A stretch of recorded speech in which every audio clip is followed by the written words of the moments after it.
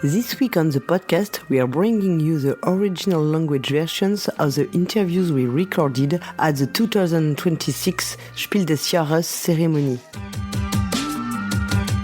The beat of the drums echoes in the pulse beat of the young braves. Hello, Marcus. How are you? I'm fine. Thanks for inviting me. So you won the Kinderspiel with Challengers in 2023. You won the Kinderspiel with Magic Keys in 2024. And this year you are in for the main award with your board game S03E46 Magic Shop. So maybe you're going to be the first person to win the 3 Spiel des Jahres. Is something when you heard that you were in the selection, if you think about that, you maybe will be the first person to do that? I heard about it, and it's so exciting. And like if I would now go back in time 5 years, my younger me wouldn't believe anything of it. Where I'm now that we won with Challengers, Johannes and I, that we won with Magic Keys, Arno and I both were such honors and such beautiful moments, and that I got to be here again is just great. Because you have already experienced being nominated and winning, do the emotions feel the same? Is the first time the most intense, or each one is always the same experience? I think like I'm still the same nervous like I was in the very first year. It hasn't changed that much. This year is a bit special because the main prize maybe gets even a bit more attention than the Kenner and the Kinderspiel. So I'm still the same nervous, I'm still the same excited and hopeful. How do you have the idea and you are on your own for this board game? You don't have a co-designer, so how you create the board game? So the idea for Morty Sorte came up because I live in Vienna, and in Vienna there is a very famous market for vegetables and for fruits, which is called the Naschmarkt.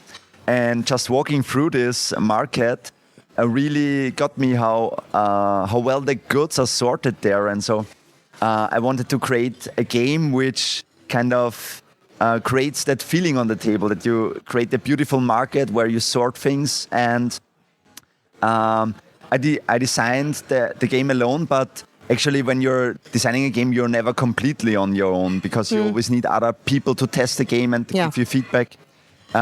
What's the difference for me is when you have another designer, you do a lot of like idea ping pong, and when I'm alone, it's more like a, so to say, try and error approach. I just think about something and then I want it to get it to the table as fast as possible and just do really a lot of testing. Yes, I was in Vienna last year, I think in April, and I met Anita and I met Wolfgang, and there is lots of group of designers working together, sharing ideas and tasting each other's board games. It's very useful to have this very active scene. Yes. It was like, I think this is one of the big lucks for me in life to be in the city of Vienna, because the game design groups are so strong and they help me so much. Like I visit them since about 10 years and just going there every week. And as you said, we have 2 game design groups, one around Anita Landgraf and one around Alexander Pfister and Wolfgang Wasch.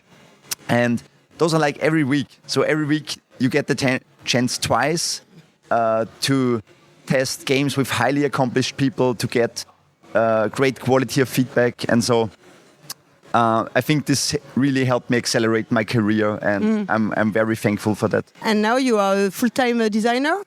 Yes? Or you have still another job in real life? So my second occupation is being a teacher, Okay. Which I also love a lot.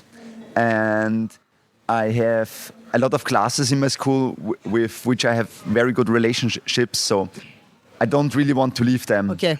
So what has changed for me now, I'm only 2 days a week at the school, and 3 days a week I'm at home designing games. Okay. To talk about again about S03E46, I think there is quite a feeling of roll and write when you play it. We think, oh, it could have been a roll and write. It's something you think about, or when you design it. I don't really think it could have been a roll and write. Okay. I think the inspiration for the games were kind of smaller games like Quicks and Welcome to and so forth. However, what is different with Mortisort is that there is actually a lot of levels of information on the classes, because you have the number, you have the color, you have the lids, and all of them follow special rules. So if it would be a roll and write game, you would have to write 3 things down every turn. So not only the number, but also the color and the lid. So I think this would be too much to note on a sheet. Okay. And on the other hand, I think the physical lids give a nice enhanced feeling when you can throw them on the table. How many time to develop it? How long do you take to develop the game? And would you say that you experience very different time for developing board games, or it's always quite the same? Maybe sometimes several years and maybe several months. It depends. Yeah, it can actually vary a lot. With Mortisort in Magic Shop, it took me about 2 years, a little bit more, from my initial idea to the final game. But for other games, like actually the kids game from Arno and me, Magic Keys, this game took like almost 7 to 8 years from our first idea to finally getting published, because there were a lot of hurdles also in production and so forth. So it can vary a lot. Sometimes you can have ideas and you said, I can't develop a board game, and maybe later, very long time later, you think about this idea, you take it, you restart to work again with this idea. Yes. This happens actually a lot. We call this shelving in game design. Yeah. So when you're stuck, it's often good to just give yourself a pause and work on other projects. However, what I also find useful, because in Vienna we have such strong game design groups, when I really enjoy a project but I get stuck with it, I also often ask other designers, hey, are you interested in this? Could we maybe work on this together? And with 2 people, you have more ideas, you're a bit faster, so this helped me a lot. You are a very eclectic designer, because you design also very, what we say, maybe a party game for gamers like Challenger. It's something we can say that it's a party game for gamers, and Mortisort is more a familial board game. You have also kids games.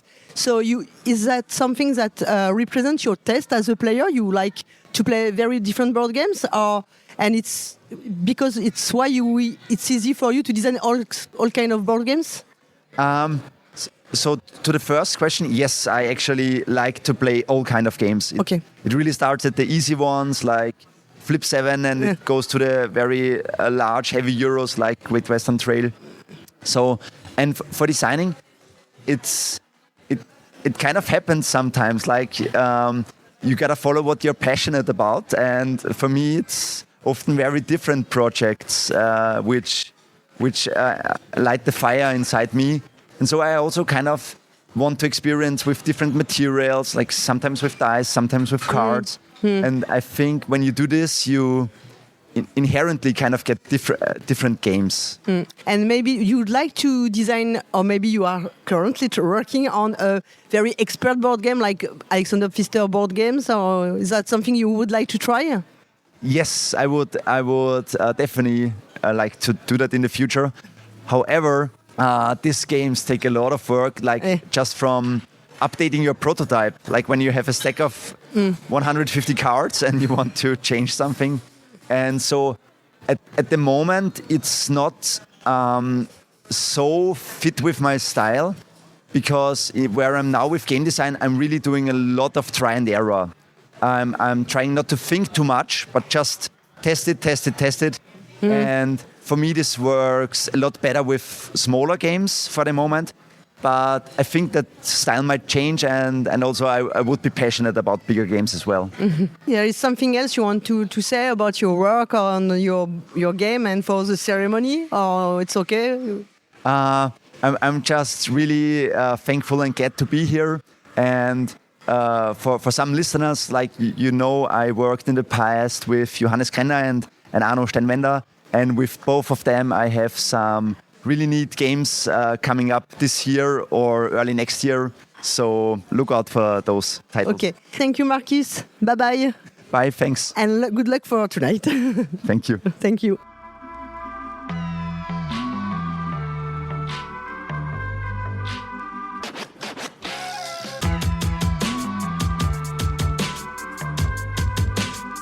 So, new interview with Martin Eng. Hello, Martin, how are you? Hello, I'm good, really good, awesome. Yeah, nice to meet you too. So, you are in a nomination for the Spiel des Jahres with one of your first published board games. So, Ditto or Jigsaw, it depends on the country. And what was your reaction when you learned about this selection? Yeah, of course, it's really, like we as a team also, is really grateful. Like we cheerful. It's really So yeah, it's make us really really happy. And this is really like a huge achievement. Yes. Yeah. So. How did the idea of designing Ditto came to your mind? Was something particular or an experience that makes you think about this board game? What was the first idea for designing Ditto? Your first idea? Okay. So the first idea is I know that like for the first new publisher from Indonesia like us, so we need to make a a game that a lot of people can play. That's why we choose like a party games. And I know that a lot of people like a word game, right? So word game is really like a common party game that people like, like since like a taboo, something like that. Okay. And then, start from them, and then I start to make the concept about, what kind of word game is that, like, can make people like laugh, and have a different feeling when you play with different people or something like that. So yeah, that's the start, like how I designed the game. So yeah. Okay, you said Ditto is a word game. Yeah. You explain it, but it's also something based on empathy, because you are going to try to feel what the other players feel, and it seems very important in the game. Yeah. So that's what the main point of the game, because that kind of feeling is different, right? So when I play with like a different player, and especially like when I play, I have a friend that really funny, like that's she when she play this game, she always have like different answer, but she didn't mean that.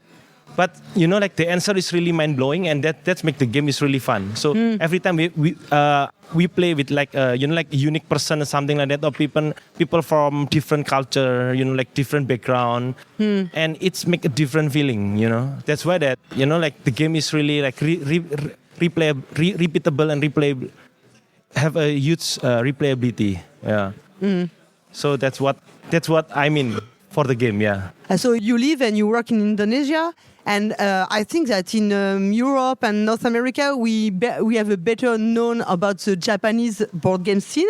We don't really know very well for the moment. Can you tell us about the Indonesian scene of designers and board games industry in Indonesia? Yeah, sure, of course. So yeah, if in Indonesia, I think it's same as like other country in Southeast Asia. So most of people, they don't know about a modern board game. They still know only like a Monopoly, Uno, because they can only buy that kind of game. Only Mattel and Hasbro game on the mass market. So most of people, they play just a classic game, and even they don't know about like, oh, the real Monopoly is from Hasbro. Okay, so they don't know. Oh, I think all Monopoly is the same, something like that. Okay, so that's how like the market in Indonesia right now. So it's still really nice, but it's growing, of course, because start small, really small, and growing every year. And yeah, but compared to Japan is still really a huge gap. Okay, but yeah, hopefully because of the nomination, it's makes possibility for other publisher from Southeast Asia, because a lot of Southeast Asia publisher and studio is really support us, because it's really achievement from the Southeast Asian country. Yes. Is there also a group of designers that to work together and share ideas, maybe playtesting each other? You have this kind of organization for designers in Indonesia, or not at all for the moment? Actually, yes, but it's really still small, right? Some of people maybe in Jakarta, in the capital of Indonesia, in our city in Surabaya we have some, but only for hobby, something like that. So so not really serious into the design, but try to maybe make it more more serious, make it more professional, something like that. Yes. Okay. So following this nomination, do you already have new project? I've seen that there was Snaps who should be released this year, or maybe have just been released. You want to talk about your new projects? Yeah. So this year we released 2 new games. So 2 small games. Okay, so it's also for a mass market game, because the first idea to make party game. So at the first we designed 2 games, right? Released 2 party game Jingso and That's You. Put is party game, and we target to put it in the mass market. And right now we this year we also released two new small games, and we think also it's really suitable for the mass market, so we can also sell in Indonesia. So so we released 2 new games also, including Snaps, and the other one is One Word. Okay. So it's a small card game also. And I guess with the nomination, the Spiel des Jahres nomination, it helps you to have more contacts to distribute your board games in more countries, I guess. Yes, sure, of course, yes. So it's make it smoother, all the deals make it faster, also smoother. Yeah. So it helps a lot. Also for promote our game and our brand from table toys games, something like that. Yeah, sure, of course, yes. Is there something else you want to add? Maybe so. Yeah. Maybe I want to share a little bit about about the party game. Okay. If right now. Maybe if you realize that a lot of remake game, a game from Indonesia, there's so much new trend. So we remake old game to we redesign or redevelop old game, something like that. Yes, and because right now it's really hard to make a really new game with new mechanics, right? Yeah. So it's really hard. So that's why right now the trend is really make a new redesign old game, and maybe you mix match a lot of a game from old. It's same also with the party game. So if you know a lot of party game right now is have similar things with other party games. So right now maybe Alibi is mixed with Code Name, and some of the kitten games they also have similar Chameleon or something like that. So even there's a lot of similarity. Even Secret Hitler is have core Evelyn core, right? The game. So and even it's also same Jingso, because we also get a lot of feedback about this kind of game is not that original. Still you match with somebody answer. It's still same with other games, something like that. But my point is the feeling, when you play it, you will know the feeling is different. Yeah. So for me personally, when somebody responds for all of our game or all the game, usually when people play, especially for gamers, they like to compare it with other games. I ever played this game. This game is similar to this game. There's something like that. But if you play and if you feel really different, so I think it's okay for my personally. Okay, so let's say that it's 70% similar, but the feeling is 80% different. So it's already different game for me personally. Yes. So that's why that Jingso or Ditto.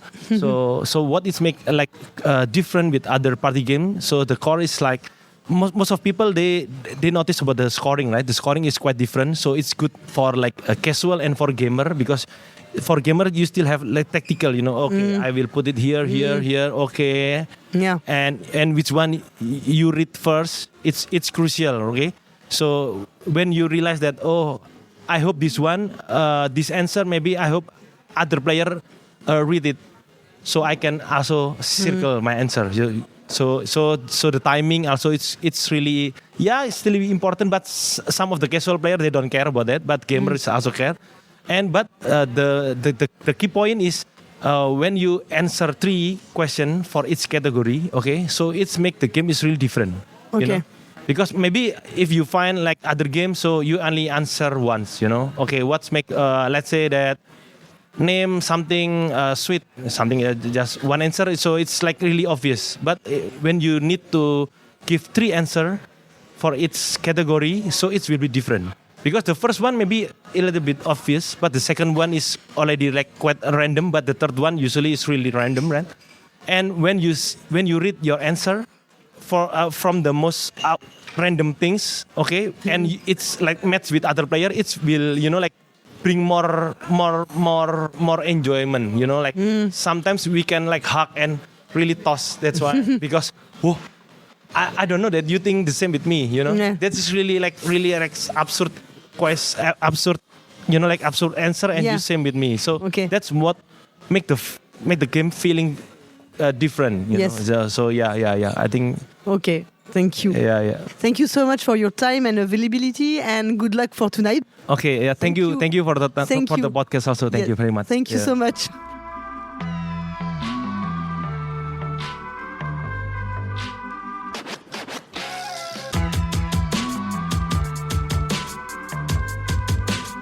So we are for a new interview during the ceremony of the Spiel des Jahres, and I'm with Michael Palm and Lucas Zar. Hello. Hello. Bonjour.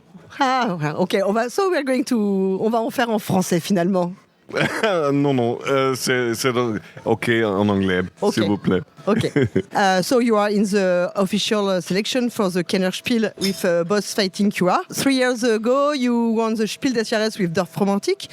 So do you feel more confident with the second nomination, or is it the same expectation, the stress? I think we are different in Okay. this case.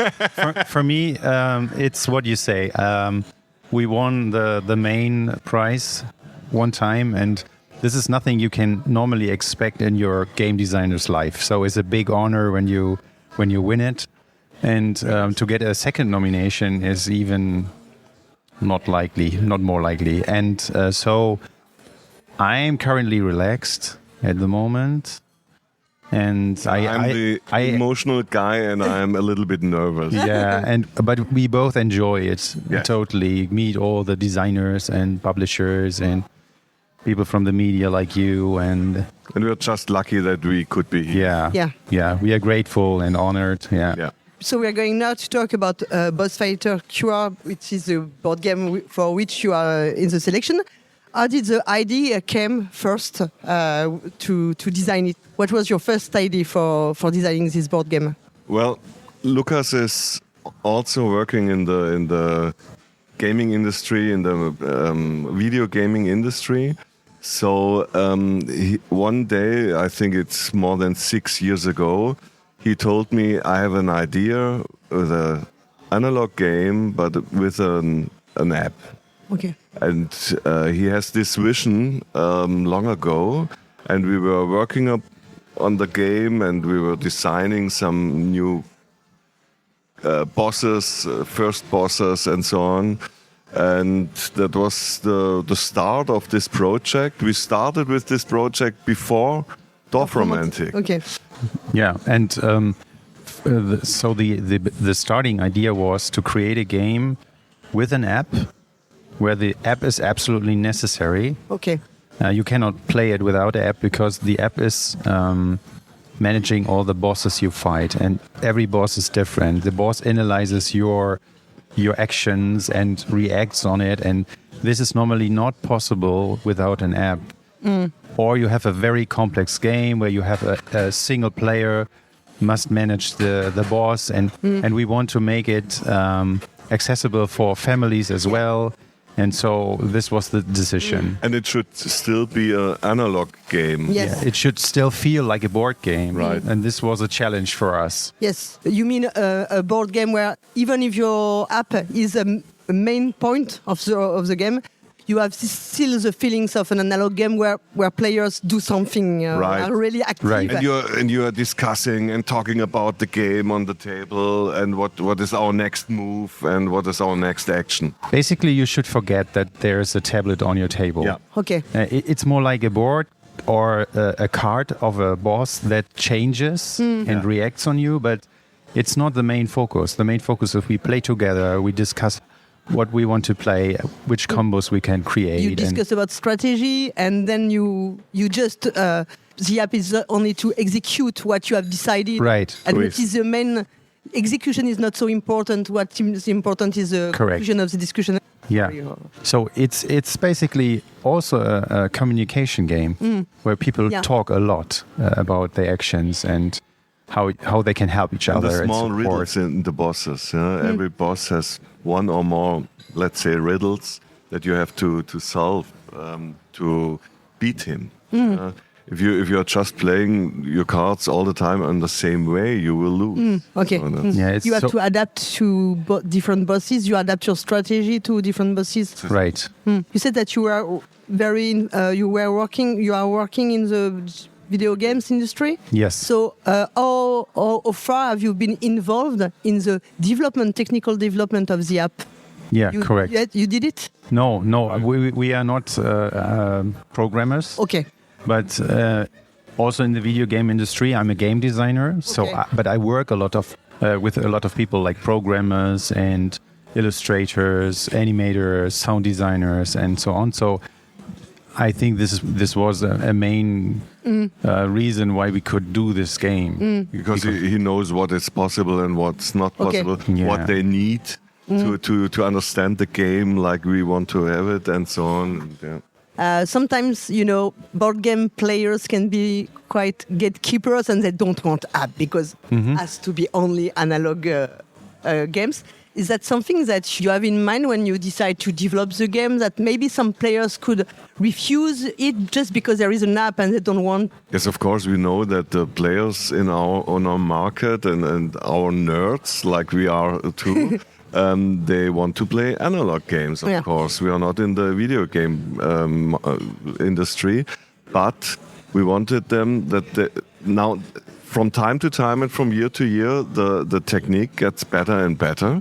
And the possibilities are getting better and better to involve an app in a game. And the first fact we wanted that it is perfect was the scanning. Yeah. It has to be perfect, that nobody is playing a card 3 times and is waiting until the app knows what you did and so on. That was very important for us, and that was the first thing we were working with the programmer, Florian Veit. He's coming from the northern part of Germany too, from Delmenhorst. And so we thought and we think it's now time to show players that it could be other and better than in other games with an app. I think that it was in the jury of the Spiel des Jahres explanation when they explain why they select board games. They said that with hybrid board games like your board game, you can also give a message to people that don't play board games, but they play video games, and to say them, okay, you have something that cross the two hobbies, and maybe it's a way to attract them to board games also. It was something you. Not, do you not, think about that? Not in the first place, but I think that's a good reason, because it's not to get more people playing board games, but the people that like video games, if you play a video game together, it's totally different. Yeah. But it's one step more when you play it at the same table and you discuss. And the video game is not the main thing. the social experience. yeah, the social experience is the main thing. And so I think this is a good explanation to get people accept that there's an app in the game. You need to make it feel very natural. Yeah. And so we choose the QR codes on the back of the cards because you take a card from your hand and you put it on the table and you can just easily swipe over the camera And you and can get it still scanned. see your card. Yeah, and it feels like you play a normal game. And this is also why we choose to not track the life points and the status tokens and everything in the app. So these are still cardboard tiles you have on the table so that you have the feel of playing the board game. So we are going to talk about you because you design many board games together, and would like to know how you meet and how would you qualify, explain your work relationship. Well, we are living 700 kilometers away from each other. Lukas lives in Bremen and with his family, and my family lives in Lake Constance in the southern part near Switzerland. So we had, of course, we are not playing all the time together on a table. But now we are working together since 23 years, and only we both, and it's fitting perfect. We are not the same characters, but I think that's what we need to design games like this. That we are looking from opposite sides onto a game and a new idea. Yeah, our skills, I think, really fit together. We have different skills and different ideas, and we have find a good way to work together online and also offline in our own groups, and then come back together and discuss changing the game. Lukas has a very good eye for layout, graphics, illustrations. I have experiences from my shops, of course, about the market and what is new on the market and what is not new, and so on. And I think our designing process is coming always from emotions, from the topic. We decide first on the emotions and the topic we want to transport with the game, the experience we want to create, and then we add the mechanics.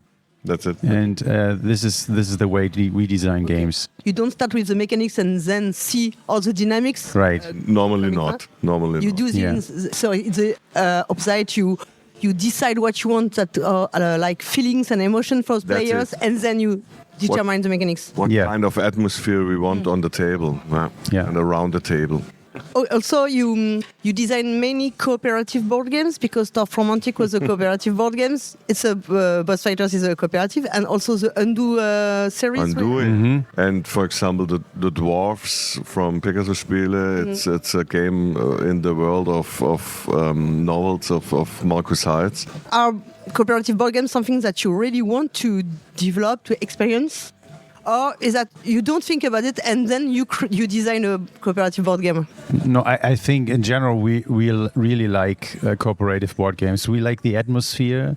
We think you have a lot of advantages when you play a cooperative game. The players can support themselves. You can even introduce or play it with younger players because you can always can explain the rules to them, and we like the atmosphere to support each other, the social communication. Oui. This is what we like about games. Discussion around the table is something that's very important in cooperative board games. It's Yeah. But Yes. so I understand that it's very important for you, this part of discussion. Yes. Is there something else you want to add for your future projects? Or I think what we now focus on in the first place is Dorf Romantik and Boss Fighters. These are our big games now, and we really enjoy to create more things. okay, But we also want to find some time to create new games. Yeah. I think that's it. And That's it. Yeah. We hope everybody has a lot of fun with our board games, of course. We really enjoy the feedback from the players, especially on the Berlin Con. We were yesterday. Yeah. It was fantastic. That's why we make games, because the community is so wholesome and supportive and positive, and we really like it. We really enjoy it. And I will look forward to have my holiday in the Bretagne. Okay, thank you so much for your time, availability, and see you tonight, and good luck. Thank you. Beaucoup. Thank you so much. Merci. À bientôt.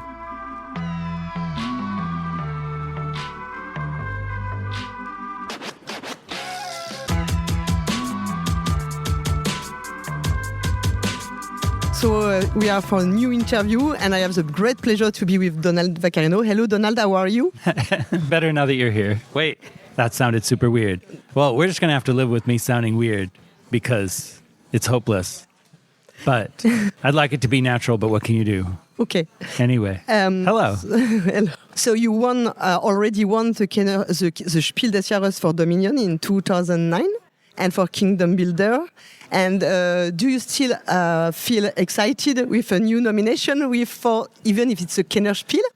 Sure. It was surprising, Yeah. I guess, really just due to the fact that the game is called Moon Colony Bloodbath.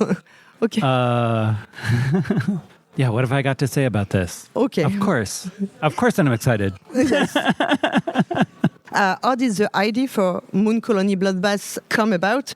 And at what point did you think, okay, I'm going to make the players build something, and at the end they are going to destroy everything? Well, at the beginning, there were three main places that this game came from. And the first was that the flavor came from another game I'd made called Moon Colony Bloodbath that I decided, that I needed to change, and I just set it aside, and then I reused the flavor. And in that game, you were struggling to survive. Okay. But you didn't lose abilities, you just lost people. Okay. And the second thing was that sometimes between game projects, I might do something that's has no chance of publication, or I'm not going to pursue, but which is a fun project. It'll be easy to work on. And so I'd recently made my version of San Juan, just as a fun thing to do. And a key difference between mine and the real game is that instead of 5 fixed actions, there are 3 fixed actions and 2 that vary from game to game, which is just the kind of thing that I would put in a game. But I made this game, and it is a tableau game, and so I just recently made one of those. And then the third thing, I'd had this idea for someday doing a game with a shared deck, like Moon Colony Bloodbath has, but it it came back to me due to playing Pandemic Legacy Season 0. Okay. And it just has the deck where you flip over a card that says, oh, this city gets spies. And but still that put me back onto that, like, oh, I need to make a game where we have a shared deck. Okay. And we're going to... so those things combined together. And... so I wanted to make this game with a shared deck, and I just made a tableau game. So, okay, it would also have a tableau. And I'd recently made this Moon Colony Bloodbath game, so I'd do that again. This because that flavor was great, and so that's how that came together. And as to why you lose people during the game, originally you just lost people. You didn't lose buildings. Yeah. And it switched to losing buildings to simplify it, because that way the building kept track of the people and you didn't have to track it yourself, right? And so in the very first version of Moon Colony Bloodbath, you would have to track the fact that this building you played gave you 8 people or something, right? Take the 8 people then. And so it was much better when you didn't have to do that, and it just came up when you lost the building. And so then we were losing buildings, which we hadn't been in the first place. But it was good. It was good. It was, it was a new thing. And then you have the decision of which building you lose. And I think that answers it. Do you think that because, with engine building board games, players are very like to build and to go to the growth, and then you oblige them to destroy and to feel frustration of this? Was something that you want to experience as a designer, to see how people react? I mean, it's not like that. It's, I have to make games first for me, or they won't happen. And then I have to make them for the friends that I play games with, or they won't happen. And once me and my friends like it, then it's like, well, who knows? Maybe somebody else would, and you can show it to a publisher and see, right? And mostly they don't, right? Most games just fail. And my most recent game, no one has heard of, and is sure to never be reprinted. And we had fun with that one too. But it's called Pacific.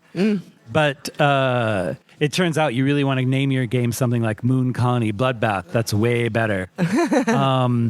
But yeah, it wasn't that I wanted to inflict anything on anyone. I wanted to inflict it on myself, right? Okay. So we had the experience, and like I said, at the very beginning, you didn't lose the buildings. You just lost people, which is just points. So who cares? But losing the buildings was great, and so I pursued that. And so that was the game. And so it's as usual, it was just the question of, will somebody want this? But it wasn't made with that in mind. It was just made to try to make a cool game. Okay, because the game is about a kind of desperate race for growth. And the jury of the Spiel mentions that it sounds like what we experiment as human today with our planet and everything. And is that something that you have in mind, or that something you understand that people can feel that it's like a satirically, with our current situation in the world? Yeah, I mean, I wasn't so clever.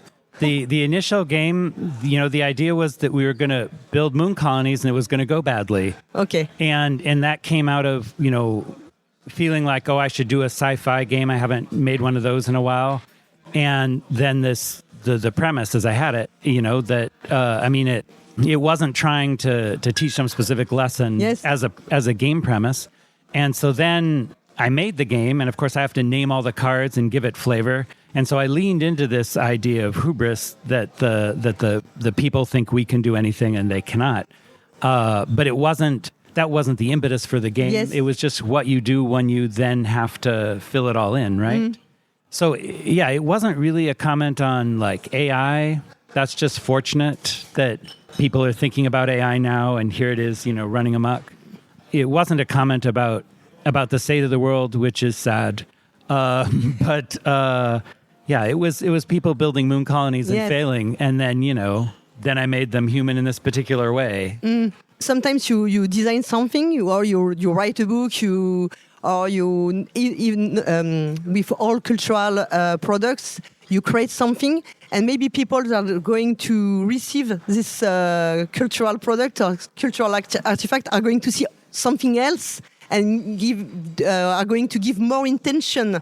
It's normal in a way that... Yeah, for sure. I mean, I know it's a thing. There's all, at some point, Bob Dylan was outspoken about this, right? The people who thought they knew everything about him or what he was going on about, and it just made it all up. Yeah. And that's just, a basic thing about humans, that we create stories in our heads that make sense of the world and then tell ourselves to believe them, whether they fit or don't. But I think it's fair. I mean, for this game, its origins were strictly as a game. It was a game. And it wasn't trying to be a story. Yeah. But then it is a game with a story. Yeah. And so then, I had to touch that up in whatever ways, flesh it out. So I think it's totally fair to see it as being a comment on whatever issues, even though, at its core, it's a game where we have a shared deck and build up and then lose stuff. Yeah. I also feel like Moon Colony is a very funny game. I mean, there is lots of humor in it. An internal humor with all the cards and the artwork and everything. And also because players around the table, we laugh lots. And sometimes it's like, a shield against all the things that happen to us. And laughing is a kind of self-defense way to accept all these bad events we have. That's something that you see with playtesting, for example, that people laugh a lot. Yeah, so there's two aspects to this. Yes. And first, it's just that I'm a hilarious guy. And I write the blurbs for the Dominion expansions, and they're always packed with jokes. Okay. And so people were friends were wanting me to make this kind of thing, to finally do a game that had flavor text so that it would be jokes. Yeah. And so, it's an opportunity to, be funny in a game. And most of my games don't have any room for that, right? In Kingdom Builder, for example, there's no text. Yeah. There's the names of the cards, and so there's no room to give it that kind of personality. But in this game, I could put flavor text on the cards that just had jokes in it, and they all lean into this direction of the hubris thing, right? We should have brought fewer astronomers and more plumbers. But the other half of that is that. I've certainly been jealous of funny games in the past. I would be, some years back, I would be playing at a public game night, and I'd be playtesting a Dominion expansion, and we'd be at my table doing that, and at the next table over, they'd be playing Battlestar Galactica, and they'd be laughing and laughing, and at my table, we're all just quietly playing Dominion. It's like, man, I need to make one of those laughing games. And it's not that I set out for that with Moon Colony Bloodbath. Like I thought this will be the game to make them laugh, but it was clear it was that game from the beginning. That it's that somehow it's funny watching all of the stuff go down, and hoping for whatever card to come up, and seeing what actually happens instead, and so that's really satisfying. But it's not that I knew that I was cleverly saying, okay, this will be the game people laugh at, other than the flavor text, which was trying to be funny. Yeah. I think there is a similarity between Dominion and Moon Colony, in my opinion. It's because most of the time people think that Dominion is an engine building. You want always to grow. But in my opinion, it's not really the case. You build, you do this engine building things, but there is a time where you have to do something else, and it's a race. And now it's a race, and you have to be very efficient and to stop building. And in Moon Colony, it's the same. First, you do this engine building things, and there is a point that you have to destroy, but you have to be destroyed less than the other, in fact. And it's also a kind of race, because you have to be the most efficient person at this moment. Is that something you like, this race aspect? Well, in Dominion, I mean, sure. In Dominion, the original premise was that everything was going to go in the deck. And that was for no good reason. It was just because it was pretty. Yeah. It was like, let's try to put everything in the deck. And so your victory points are in the deck. And so naturally, once you start buying them, you slow down, because you're drawing these cards and they're no good. And that doesn't play that way every game. The experts at Dominion really try to never buy victory cards, right? They try to have it be that, like, okay, I empty 3 piles and I buy an estate, and that's it, and I win by 1 point. And of course, many games you have to anyway, even if you're the expert. There's it's like, no, this game we're gonna have to, and potentially it gets quite bad as you buy provinces and there's 2 left, and you don't want to buy one because they'll buy the other one and end it. So now you buy duchies, and now your decks are getting worse and worse. But it all varies depending on what the cards are. It goes all these different ways. But I like that aspect of Dominion, the fact that then you buy the victory cards and they're bad. But it wasn't part of the game to get that experience. It was just part of it to put everything in the deck and see what happened. That was really where that came from. The big connection between the games for me, obviously they both have a deck that gets built, right? And there's a core premise to the deck, which is that it's a way to simplify a tableau. That in a tableau game, you put all these cards on the table in front of you, and you have to remember when they do things. And as you get more and more cards on the table, this can get difficult. Yes. And so in Dominion, that tableau is all shuffled away into a deck. And now you can never forget any of it. Yeah. If you draw a card, well, you can play it. Yeah. And so it's this incredible simplification. And this is a problem that I have endlessly as I make games, that, how do you make sure the players can remember everything that's supposed to happen? And so Dominion was this great solution to it. And so it takes everything about your position and puts it into the deck. And so then in Moon Colony Bloodbath, your position is a tableau and some tokens, but the game's position is put into a deck. Yeah. And this, again, it does the same trick of, like, it simplifies the rules. Like, there's things you don't need to teach people or don't need to have them remember, because they'll just come up, and when you flip them over, you do them. So that's how I connect them up. But it's true that Dominion does have that tipping point where now your deck is going to get worse. Yeah. as Moon Colony Bloodbath does, but for, drastically different reasons. Yeah. I think we have quite a similar feeling, in fact, when we play. So I'd like to finish about Dominion, which is my favorite deck building. I love this board game, and it's always my favorite deck building. I love to play it. And I've read that when you create, as you explained, you play it with your friends.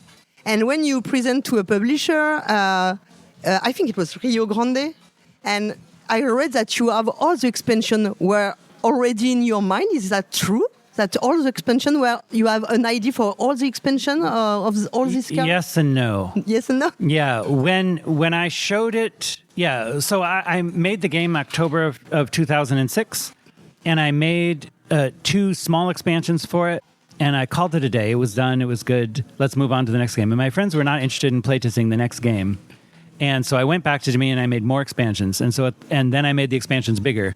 And so at the point at which I showed it to Rio Grande, which was at Origins in 2007, I had a main set that was, I think, 25 cards and 5 expansions that were 20 cards. And so these expansions are Intrigue, a combination of Seaside and Hinterlands, Prosperity, something that vaguely resembles Dark Ages, and a larger version of Alchemy. And so those were the expansions. So I had those all. They weren't just in my head. They were done, right? They weren't done because then when the game got published, I worked on them more, and they changed into slightly larger expansions, roughly 25 cards, and they got lots of work done on them, and in some cases changed a lot. But they were all, ready to play at the point at which I showed it off. But everything after that point had to come later. Yeah. That was all I had. Okay. And so in the original run of expansions, so there's there's a break with Adventures where it was like, am I really going to make any more expansions? Because it doesn't make sense in a lot of ways to keep making Dominion expansions because people only need so many of them to have endless variety, and you've got to buy other games at some point. And so there are people who get every single expansion, but the audience for each expansion goes down, and it's just like, why not make some other game? And of course, the other game probably won't sell at all, but still, right? Like, you only need so many Dominion expansions, but they're really good projects, right? It's a project where I know it'll be fun to work on. It'll be easy. My friends will want to play it. That will be fun playtesting it. There's a publisher who will want to publish it, and then there's fans who will want to buy it. So it's very attractive sometimes to work on it and just you do this thing that's automatically a success, right? But anyway, there was a point between Guilds and Adventures when it was like, well, maybe I'm done. Maybe I don't need to make more expansions. And so for those pre-Adventures sets, most of that goes back to before the game was published, except for all the work that was done on it afterwards, new cards being made and changed and so forth. Whereas everything Adventures on is new. And some of the ideas were in the file and could go back to 2006, like someday I could add this mechanic. But the expansions were all completely new from that point on. Is there something else you want to add or talk about your future projects? I don't know. I don't think, I normally don't talk much about future projects because, if it has a publisher, that's up to the publisher as to what they want to share. And if it doesn't have a publisher, no one wants to steal your idea until it's successful. Right? No one cares really. But it's like, who knows? Anything I told you about, I might give up on a month from now and then, resurrected 10 years later. And so, what's the point? I'm always working on new games. Okay. And, in terms of scheduled stuff, there's supposed to be an expansion for Moon Colony Bloodbath. It was done on my end in the fall, and it's been waiting on art for all these months. And that's very sad. And there's a new Dominion expansion coming out, and it's waiting on a printer test because we're switching printers. That's taken forever. Like I initially expected the expansion in January, and Thank you so much for your time and your availability. Happy to. Thank you. Yeah. And see you tonight at the ceremony. See you there. Yeah. Thank you.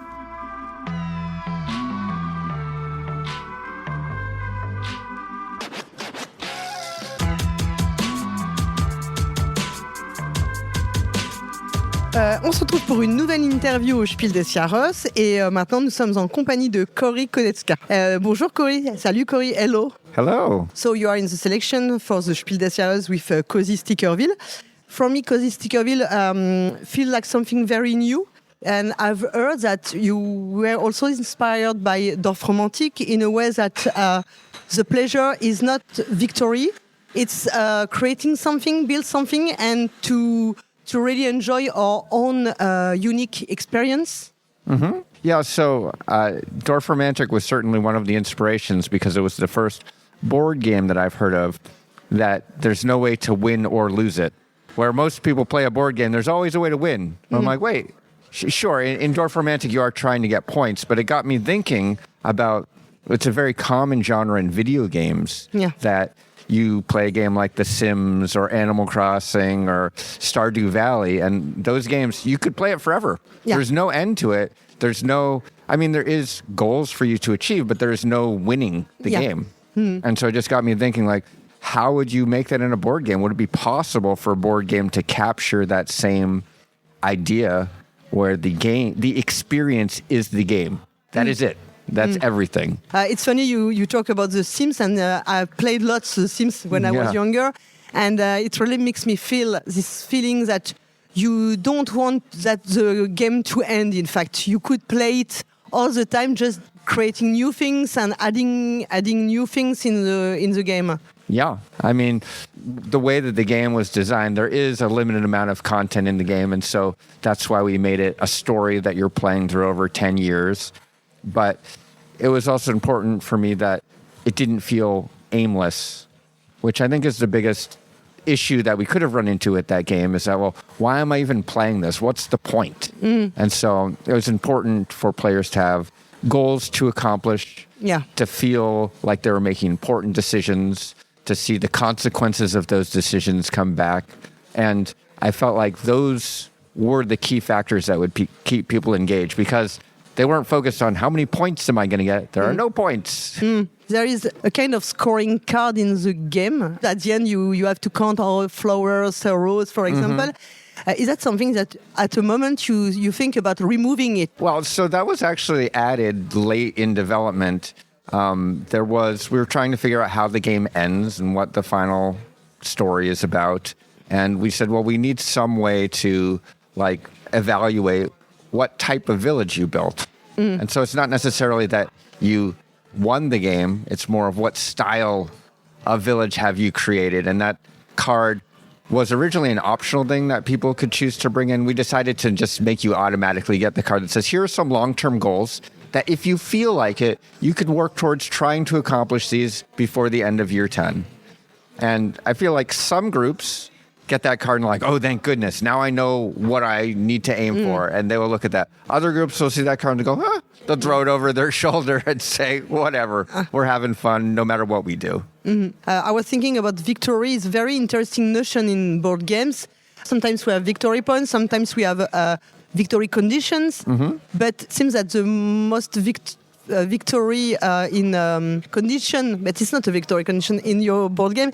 It's more to have this feeling that you make your people happy in your turn, and something very personal. It's our own appreciation, in fact. Well, here's the interesting thing. Like, you don't have to play that way. A lot of people do tend to want their residents to be happy, but during playtesting, we saw lots of different groups, and one style of play is like, we just want to be rich, have the most money possible. We don't care if everyone's miserable.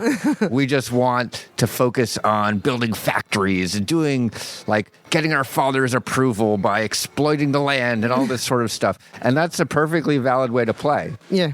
It was very early on, we did brainstorming and we looked at, well, what are the different ways that people might want to engage with this game? And I've seen some people play it and they'll comment on the fact that, oh, well, obviously this card gives you a choice between doing A, B, and C. Obviously, you're going to choose A. And I say, well, no. Obviously, you might choose option A, but other people might say, you know what? It'll be really funny if we choose this option. Or, I'm okay with this person being mad at me. I don't like them anyways. So they form these personal relationships with these characters in town. Of course, when we see the options, we can have a kind of idea of what are going to be the consequences, but it doesn't feel like we don't feel to have a moral judgment, on that. It's more our personal judgment.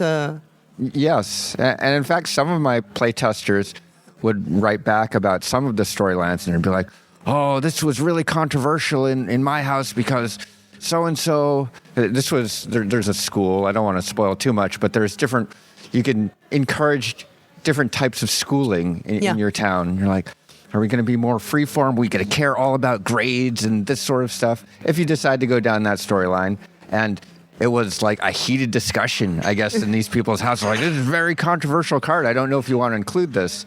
And to them, I said, no, I think that's exactly the type of content I want to include because I want people to have those discussions. I want them to be emotionally invested in these decisions that they're making throughout town. If we play with other players, because we can play solo if we want, but if you play with other players, you are going to discuss about our own world vision, what we think is a good, and it creates discussions about our values and what is important for us in a way. Exactly, and I think. I mean, I wasn't trying to make like a political game, but a game that just people get emotionally invested in. I think that's part of the reason I make games. The concept seems you can create other Cozy Stickerville with other setups. I don't know, and many people say, "Oh, I would like to play, for example, in medieval town or things like that." Is that something you are in mind to create a kind of a series of Cozy Stickerville, or you don't want that? I mean, so Cozy Stickerville was the last game that I made before leaving Unexpected Games. I've been making board games for 20 years now, and I feel like almost every game idea that I've wanted to make, I've gotten a chance to make. And so I'm taking a break from board gaming to pursue other creative interests. But I've got some ideas for a potential sequel, and I could see it happening at some point. But we'll have to wait and see.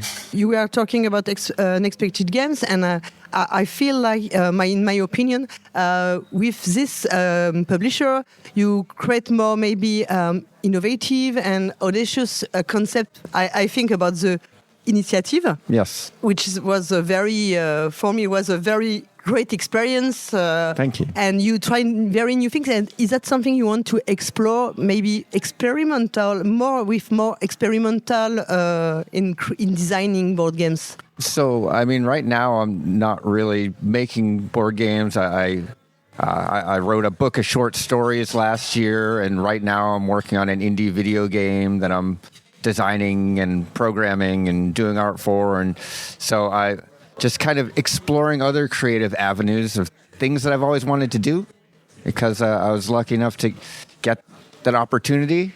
I have so many ambitions, and will I make more board games? Maybe, if I come up with a good idea someday. Okay. You design lots of very, I think, expert board games, Battlestar Galactica, Mansions of Madness, and even Descent. They are not for all not for kids, for example, or even maybe if your kids are very, very smart. But and with Cozy Stickerville is more a familial board game. You enjoy playing with your kids.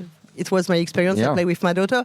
Is that something you wanted to also to create something we can experience with anybody at around the table? Yeah, I mean, that was one of the goals with Unexpected Games, was to make games that you could play with anybody, because at FFG, like, there was a certain expectation when you're making a game with the FFG brand that this type of gamer is going to like this game. If I were to publish Cozy Stickerville from FFG, people would probably be confused and be like, this isn't an FFG game. Yeah. But I had ambitions to make other types of games.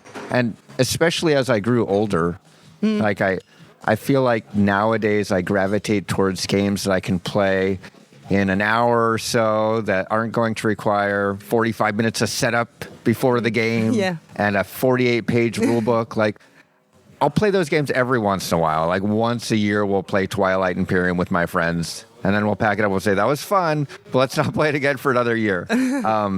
My tastes have changed over time, and the types of games I play with my group would rather play 3 or 4 games during a game night instead of focusing on just playing one long epic game. And I think it's something very common in our evolution as players, and I guess for designers, that at the beginning maybe we play very, very heavy board games, and at the moment we just want something lighter and just to have fun with streamlined rules, not too long setup. It's you confirm that this evolution as a player, and you want to put it in your board games now. Yeah, I mean, ultimately, every game that I've ever designed is what game do I want to play? Yeah. Like, I never designed thinking like, I want to make a game for this particular audience. That's never crossed my mind. You are your own audience. Exactly. It's like, well, what do I wish existed in the world? And I'm fortunate enough to be in a position where I can actually turn that into a real game. And yeah, it's always been my driving force. And well, I someday swing back to wanting to make a really heavy 3-hour-long game. Maybe. It's who knows. I think that it seems that your emotions are feelings of the players are the most important in your work, because even in Battlestar Galactica we have very strong emotion because when we discover who is the silent and everything, and mention about this, you have specific atmosphere, very, very strong. And with your more recent board games, emotions are the heart of your work, in fact. Yes, I'm a very emotion-driven designer. I'll often, when I'm writing a design document for a project I'm starting, I'll think of what moments do I want to capture? Yeah. What are those times when the players may stand up and high-five each other or groan or like start yelling at each other because they've been betrayed? Like what sort of moments could that happen? And when I write those down on paper, I can start thinking about like, okay, well, how would I make that happen using mechanics and cards and dice, and what would I need to accomplish that particular moment, create that moment? Do you think that this is something also cultural? Because we always say that German designers, for example, they start with the mechanics and then after we see what happens. And it seems that because I had the opportunity to discuss with other American board game designer, for example, Rob Davio or Batticock, and it seems that they really think about what they want to create for the players, and then after they find the mechanics. Yes, I usually approach games from that direction. There are a few exceptions where I come up with an idea for a mechanic, and I'm like, ooh, that would be a cool mechanic. Let's build a game around that. The 3000 Scoundrels was a good example from Unexpected Games, where I had this really cool idea for a mechanic. I had no idea what the theme would be. I had no idea what the story would be, and I figured that out later. But that's the exception. Okay. Most of the time, what inspires me is the story and the moments that players will have around the table. Do you think that designing board games is first storytelling, just another way of storytelling, like a book or a movie, but just people create their own story with the game? I definitely see similarities, especially in the types of games that I make, but not every game needs to tell a story. You play a game like Just One or Flip 7, like it's yes, that's just a social experience, a social experience that you're building, and I think those games are great as well. So it really depends on what type of game you're driven to create and what type of game you want to play. I think that's the beauty of game design, is there's so many possibilities out there, and every designer is going to approach it in their own personal way. Is there something else you want to add, or talking about your future projects? And I understand that you have other things you want to do. You have other projects than designing board games, as you said. Yeah, like I mentioned, I'm working on a video game right now, and hopefully sometime near the end of the year, maybe we'll release a demo for it on the computer. And to be honest, when I was a kid, yes, my parents, my dad's here with me in Berlin, and we've been talking a lot about this. When I was 12, 13 years old, I wanted to make video games. I went to school for like programming, and I was like, this is what I really want to do. And I played board games on the side, and I made prototypes of board games on the side with my friends, and I just kind of fell into the job, and that became my life for 20 years. And so it's been fun to kind of go back to my roots and to go back to an industry that has changed a lot since the last time that I worked on video games, and to do something a little different. Yeah. Okay. Thank you so much for your time and availability, and good luck for tonight. And Awesome. Well, I'm just honored to be nominated, like to be here in Berlin. You spoke about the types of games that I make. Like it never occurred to me that I would ever get nominated for the Spiel des Jahres. So it's just super cool to be here, and whoever wins, I'm going to be super happy for them. Thank you so much. Bye-bye. Thank you.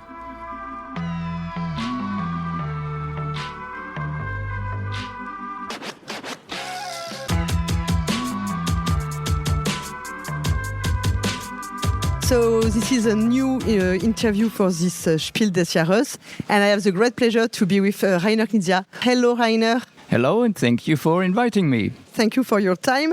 So you won the Spiel des Jahres in 2008 with Keltis, and you have a very long career, and your board games are often in the selection. And do you this year it's for the Kenner Spiel with Rebirth?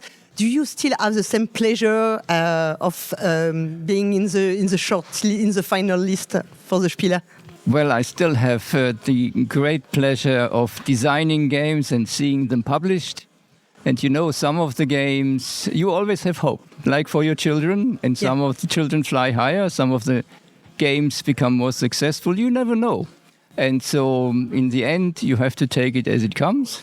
And whenever award or nomination comes, I'm very happy about it. And it's always an exciting start of the year to see what is going to happen this year. When I discover Rebirth, I really feel like I'm playing a board game with the real world, but with a board. Because this recent year, we have lots of small cards games. Mm-hmm. And Rebirth, in a way, with these styles, his board makes you think about a kind of old school, but in a positive way, you know. And it was something you want to come back to something more classical, but in the good sense. When I design games, I have a certain starting point, and I have a certain idea where I could end. But when designing, things change because you see strengths, you see weaknesses. And so I develop the games to get the maximum enjoyment, the maximum pleasure out of it. And therefore, it's not something where I try to press a game, this has to come out there or not. Okay. The Rebirth game was more the starting point of doing a game out of England, because I lived in England for 23 years. And this was my third attempt to get a game published about England. And which actually is not England, so I should say Great Britain this time. Yes. And I lived in England, but so I said I make one about Scotland, which is my favorite part of Great Britain. And of course, if you look at Scotland, at the history, then you have a topology there, yes? And so it just evolved from the initial idea, yes? And I should also say, time changes. My first nomination for the Game of the Year was in 1992. With Quo Vadis. Quo Vadis is, I think, a more complex and demanding game than Rebirth, but Quo Vadis was nominated for the Game of the Year. Yeah. So over the years, as you just indicated, that there are very simple games now in the trend, the level of complexity for the general public has decreased. And things which would have been nominated, in my perception, would have been nominated for the Game of the Year 10 years ago, are now nominated for the Kenner Spiel. So never mind what you're doing, you never know where you come out, yes. Llama was nominated for the ordinary Game of the Year a few years ago, yes, as a card game. It's funny you say that, because in France, Rebirth was in the selection for the As d'Or, which is the Spiel des Jahres equivalent, and not for the expert board game. So it was quite different. I think Rebirth rules are very simple and very streamlined. It's something that you really want to have simple rules, but with a lot of complexity in the choice we have to do. Yeah, I think for me that is a very important part of designing and presenting my games. I do not like the very complex rules and the big administration in the games. I'm trying to give players a very easy, not simplistic, but easy access to the game, gives them rules and also actions which can be quickly understood and also quickly taken, but which have significant consequences. Yeah. So it is simple rule, but a deep game. And when you have played it for the first time, it's not, okay, I know the game. Now you say, okay, now I understand what I need to do. Next time I do better. This is very important for me. I think that's my handwriting as well. And so in Rebirth, yes, you have only got one tile. Yes. And then you place it on the board. But it has a lot of different opportunities. But I could have given everybody 3 tiles in their hand. And then people sit there and think about it for 3 minutes. And everybody says, get on with it. No, you have 1 tile. So what are you thinking about? Place it. And this makes the individual turns faster. And then you can play more turns and you get a bigger development of the game in the same time. And everybody feels much more involved. I completely agree with the fact that you have only 1 tile and not 2 or 3, because you don't have to choose between your tiles and then to choose where you place. It makes the tempo very intense. Oui. As you said, it's more fun for players because you don't have to wait too much because you can have player with analysis paralysis, or it's like in Carcassonne we have 1 tile to place. This rhythm, you play fast. You just take one decision. You play fast. Yes, Oui? yes. This is exactly the point. Either we play all at the same time, you get people involved, so they have direct consequences in the turn of somebody else, or with Lord of the Rings, we had a competitive, cooperative game, so people help together. Even if you take your turn, I'm involved, I'm trying to advise, I'm trying to help. Or, on the other hand, if we take it turn by turn, to have the downtime as little as possible. Yes. When we play Rebirth, for example, in the scoring, you can find similarities with Millefiori scoring. And it's something very, I find in your board games, this kind of conversation between your games. We can find some points, and it seems that you want to explore more this point, and you take it and you develop it in a different way, like experimentation. I think this is something which other people and the players discover more than I do.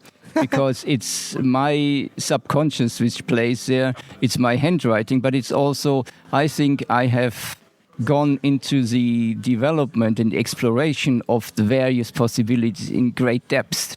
So if you are an outsider, for birds, for example, you say, look, there's a bird. And then say, oh, look, there's another bird, it's the same thing. But if you are understanding birds or bird games, and you say, oh, this is a very different bird to this. So you see many more differences the deeper you go, yes? And so maybe I see all the differences, whereas if you look from a broader point of view, you say, oh, that's another board game, it has tiles, it has the board. It looks similar, but of course it plays very different, yes. When you design a board game, what comes first, the mechanics, or it depends on the board game? So essentially nothing comes first. Okay. I am a scientist. And that you see from my handwriting. So I reduce redundancies, make it simple. But it doesn't help having a methodology and always taking the same path. Okay. If you always trample along the same path, you always come out at the same end. My ambition is to create something innovative. So I'm trying to find a new entry point. Something, oh yes, that sounds interesting. I haven't seen that or used that before. And when you start from there, you have the greatest possibility to come out with something new. And with Rebirth, it was really Scotland. Because if I give you the story, it was my 3rd attempt, I said. So my first attempt was about 1066. 1066 is the only relevant date in Britain when they were taken over by the French. And they are ruled by the German family, so it's a poor country. So I had this game, but then it changed into India. Okay. So it became Taj Mahal. Okay. It was 1066. Okay. And then I said, okay, I'll try again. And I made a game about the Doomsday book. So when William the Conqueror came, he wanted to know what there is. And I published this, and the publisher again changed it to Sumatra, completely different, trying to explore things. So I gave it a 3rd try and said, this time I'm doing Scotland. And Scotland is not so easy to change. We have the castles and we have the cathedrals and everything there. And I succeeded. Even so, we said we'll do it not in the historic sense, we do it in a Rebirth sense, which I think is a very nice positioning for the game. I have a question, because there's something we heard about you, is that you only play your own board games. Is that true? This is almost true. Okay. It's not because I don't like the other games, but I am working on a lot of games. I am cursed by ideas.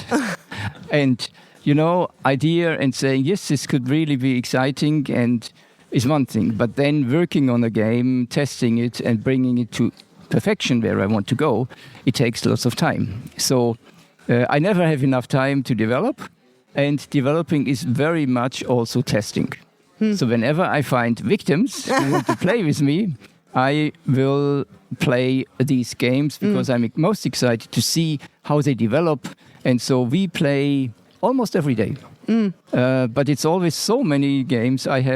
Before the pandemic, I had 50 drawers, one for each game. Okay. And then I couldn't test through the pandemic, so I secretly bought another 50 drawers. And now I have 100 drawers, and they're all full. And it's not the challenge to fill the box, it's the challenge to empty it successfully. So with this respect, the playing time is taking up with, and I enjoy that most to see how it develops and how it does. Of course, sometimes we play some extraordinary new developments from others where we have to understand what it is. But it is also an advantage not to know the details about other games. Because when I design a game, there are lots of little decisions to be taken. How do I break this tie? How do I solve this? And if you know, the brain is a very funny thing. If you know a solution, you cannot think of any other solution. It just goes this way. If you don't know the solution, you think of it, and it's completely new, not what other people have built. Just think of a bridge. If you know how to build a bridge, you only know this is the only way to build the bridge. But if you don't know, you will probably build it a completely different way. So I make a virtue out of necessity in not having enough time. You have a very long career, more than 30 years, lots of published, 40 years. You have a lots of published board games. I don't know how much you've... It's approaching 900 different games. And your board games, even the oldest one, are still played by players. They are still named as a reference for players. How do you explain that? How do you feel about that? Well, that makes me very proud because this is showing that some of the games stood the test of time. Not all of them. I mean, some of the games, when I see them, I say, okay, this was fun, it's still fine, but today life has moved on and our games are a mirror of our lives. And so I don't think these designs are relevant enough for today, so I let them rest.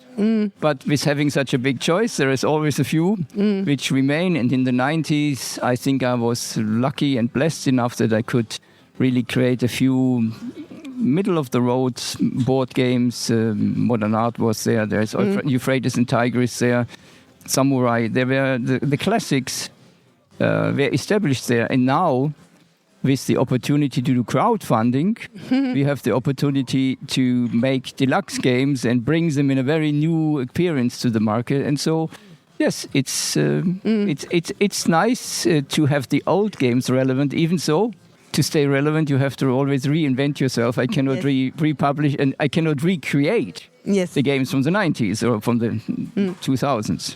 It's true that there are lots of re-implementation of your games. For example, in France, we have just been released Botswana, but it's a game from, I think, 1994. It's a way to make people know these oldest board games, whereas we are in a market with everybody wants new board games, new all the time. Well, there are two things. Many of these games have stood the test of time, so people and publisher know they work and they are fun, but yes, the next generation may have forgotten it. So the publisher says, yeah, but I'll bring this up again. And so people perceive it as a new game, even so I created it 20, 30 years ago.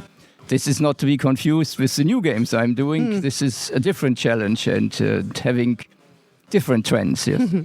Is there something else you want to add for the interview? Or? No, it's all fine. I hope that the publisher will tonight finally announce officially Rebirth 2. Because I created this game last year and they have had it for 8 or 9 months now. Okay. And they're talking about it, but they need to do something now. So this is the call to action, get this game going, because now with the event here, with the nominations, You need to forge the sword as it's hot, or you need to make hay where the sun shines. And this publisher needs to be kicked a little bit. Mighty Boards has done a good job with number 1, and hereby the official announcement of Reverse number 2. Thank you so much, Rainer, for your time and availability. Thank you, and good luck for tonight. Thank you very much, and Thank you're you. very welcome. Thank you for having me. Thank you. This show was recorded in Berlin between July 11th and July 13th, 2026, and this episode is produced by Polgara and Hammer. Our show is completely independent. Its contents are free, as in free speech, and we are not sponsored. Follow Polgara's account on Facebook, X, Blue Sky, or Instagram. Thank you for listening to Le Point de Polgara, and until next time for a new episode.